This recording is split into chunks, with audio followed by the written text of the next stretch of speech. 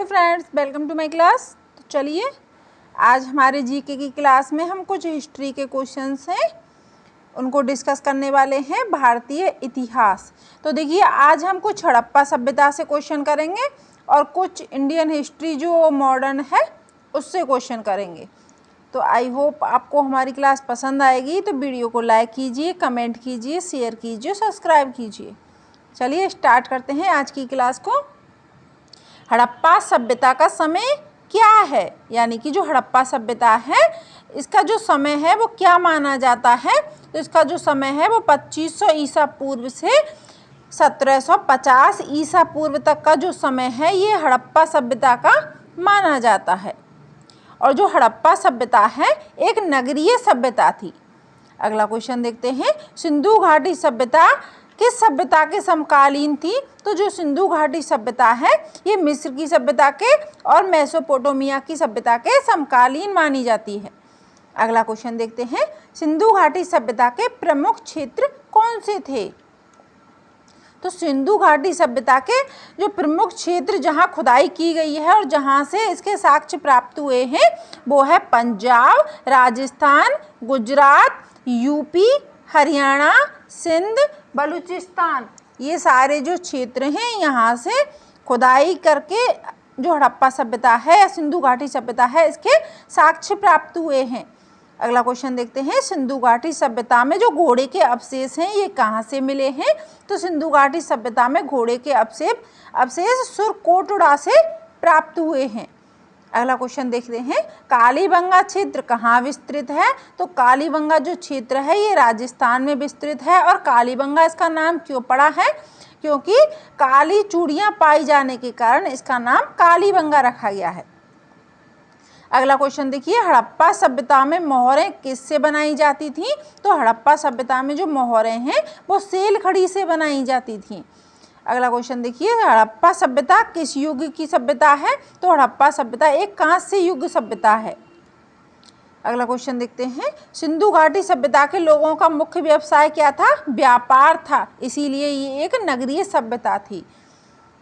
अगला क्वेश्चन देखते हैं, हड़प्पा सभ्यता कैसी सभ्यता थी। तो एक नगरीय सभ्यता थी। अगला क्वेश्चन देखिए, सिंधु घाटी सभ्यता में घर किससे बनाए जाते थे। तो जो घर हैं वो ईंटों से बने हुए हमको जो अवशेष हैं वो प्राप्त हुए हैं। अगला क्वेश्चन देखते हैं, हड़प्पा सभ्यता में किस फसल का उत्पादन किया जाता था। तो हड़प्पा सभ्यता में कपास के साक्ष्य प्राप्त हुए हैं। इसके साथ साथ जौ के भी साक्ष्य प्राप्त हुए हैं और चावल के भी साक्ष्य प्राप्त हुए हैं। अगला क्वेश्चन देखते हैं, हड़प्पा सभ्यता के खोजकर्ता कौन थे। तो हड़प्पा सभ्यता के जो खोजकर्ता हैं वो हैं दयाराम साहनी।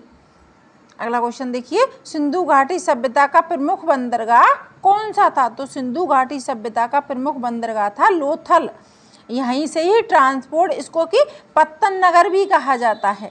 क्या कहा जाता है, पत्तन नगर,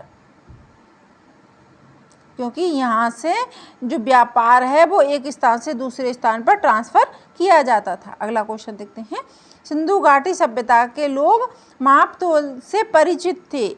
इसकी खोज कहाँ पर हुई है, यानी कि जो बांट मिले हैं माप तौल के वो कहाँ से मिले हैं। तो वो हमें लोथल से प्राप्त हुए हैं। अगला क्वेश्चन देखिए, हड़प्पा सभ्यता किन वर्गों में विभक्त थी, यानी कि यहाँ पर किस प्रकार के वर्गों में विभक्त व्यक्ति रहते थे। तो यहाँ पर विद्वान व्यक्ति रहते थे, योद्धा व्यक्ति रहते थे, व्यापारी व्यक्ति रहते थे और श्रमिक, यानी कि 4 प्रकार की वर्ग व्यवस्था थी। जैसे होता है ना, एक तो क्षत्रिय, वैश्य, शूद्र हैं और ब्राह्मण। तो उसी प्रकार से विद्वान, योद्धा, व्यापारी और श्रमिक, ये 4 वर्गों में विभक्त थी। अगला क्वेश्चन देखते हैं, अब आते हैं मॉडर्न हिस्ट्री पर। तो व्यक्तिगत सत्याग्रह कब प्रारंभ हुआ था। तो ये जो व्यक्तिगत सत्याग्रह है ये 17 अक्टूबर 1940 ईस्वी को व्यक्तिगत सत्याग्रह प्रारंभ हुआ था। अगला क्वेश्चन देखते हैं, मुस्लिम लीग की स्थापना कहाँ की गई थी। मुस्लिम लीग की जो स्थापना है ये कब की गई थी। तो मुस्लिम लीग की जो स्थापना है ये 30 दिसंबर 1906 ईस्वी को मुस्लिम लीग की स्थापना की गई थी। अगला क्वेश्चन देखते हैं।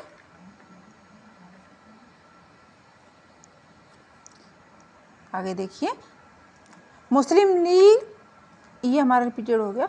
बगे दर्रा एक पुस्तक है और ये इस पुस्तक को किसके द्वारा लिखा गया था? तो ये इकबाल के द्वारा लिखा गया था। देखिए, मुस्लिम लीग की जो स्थापना है ये किसके द्वारा की गई थी? इसके संस्थापक कौन थे? तो ढाका के नवाब सलीमुल्लाह खां। कौन थे? सलीमुल्लाह खां। ढाका के नवाब थे, इनके द्वारा मुस्लिम लीग की स्थापना की गई थी, यानी ये संस्थापक थे। और कहाँ पर हुई थी? अमृतसर में। इसका 1908 में सम्मेलन हुआ था, कराची में 1907 में हुआ था और ढाका में 1906 में हुआ था। अगला क्वेश्चन देखिए, ये हमारा क्वेश्चन हो गया। बगे दर्रा जो पुस्तक है ये इकबाल के द्वारा लिखी गई थी।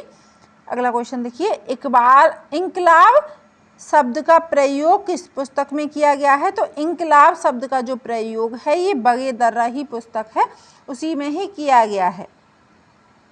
इस सम्मेलन में इकबाल ने उत्तरी पश्चिमी क्षेत्र के ढीले ढाले संघ का विचार रखा था। अगला क्वेश्चन देखिए, 1940 ईस्वी में मुस्लिम लीग का सम्मेलन कहाँ पर हुआ था? तो 1940 में मुस्लिम लीग का सम्मेलन लाहौर में हुआ था और इसके अध्यक्ष कौन थे? तो मोहम्मद अली जिन्ना थे।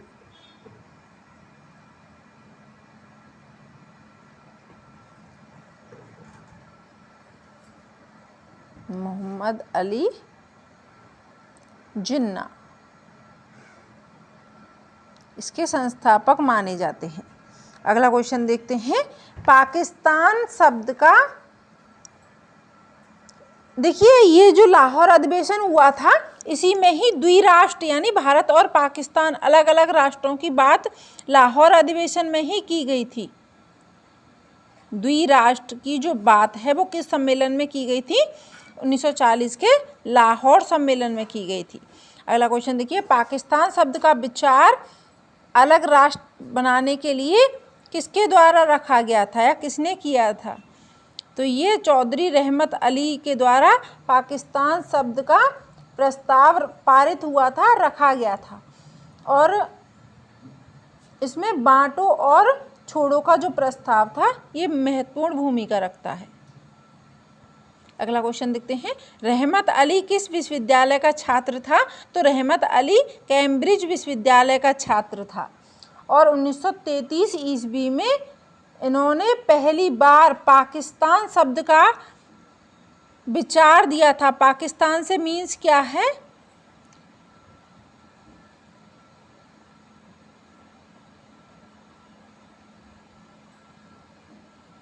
पाकिस्तान, इसके मीन्स क्या है?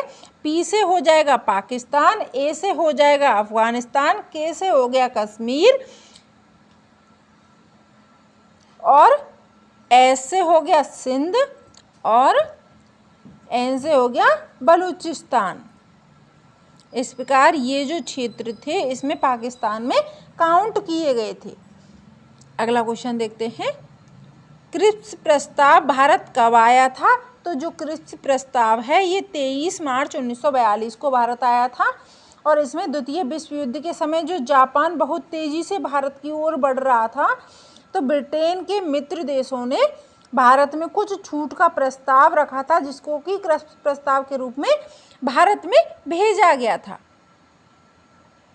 गांधी जी ने क्रिप्स प्रस्ताव को क्या नाम दिया था? तो गांधी जी ने क्रिप्स प्रस्ताव को पोस्ट डेटेड चेक का नाम दिया था, यानी कि इसमें कुछ नया नहीं है। अगला देखिए, वर्धा प्रस्ताव कब पारित हुआ था? तो वर्धा प्रस्ताव 14 जुलाई 1942 को पारित हुआ था और इसमें कांग्रेस की कमेटी को बुलाया और उसमें भारत छोड़ो आंदोलन का प्रस्ताव रखा गया था। और गांधी जी ने इसमें क्या कहा था? वर्धा प्रस्ताव में देखिए इन्होंने कहा था कि यदि कांग्रेस मेरा प्रस्ताव नहीं मानती है तो मैं इस देश में बालू से भी बड़ा मंच कांग्रेस के लिए तैयार कर दूंगा। अगला क्वेश्चन देखिए, भारत छोड़ो आंदोलन कब प्रारंभ किया गया था? तो भारत छोड़ो आंदोलन यानी कि इंडिया क्विट मूवमेंट 7 अगस्त 1942 को पारित किया गया था। अगला क्वेश्चन देखिए, भारत छोड़ो का नारा किसने दिया था?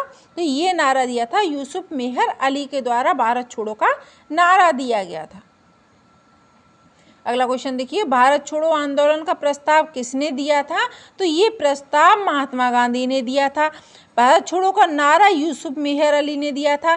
प्रारंभ 7 अगस्त 1942 को हुआ था और भारत छोड़ो आंदोलन यानी कि इसमें इंडिया क्विट मूवमेंट में गांधी जी ने करो या मरो का नारा दिया था। किसने दिया था? महात्मा गांधी जी के द्वारा दिया गया था। करो या मरो का नारा दिया गया था। कहाँ पर? बम्बई में इसका लगभग 2 घंटे भाषण चला था 8 अगस्त 1942 ईस्वी को। समझ में आया?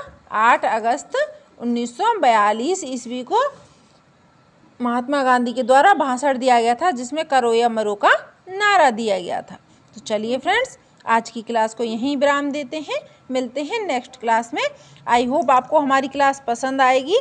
तो वीडियो को लाइक कीजिए, कमेंट कीजिए, शेयर कीजिए, सब्सक्राइब कीजिए। मिलते हैं नेक्स्ट क्लास में। Thanks for watching this class. Thank you. धन्यवाद।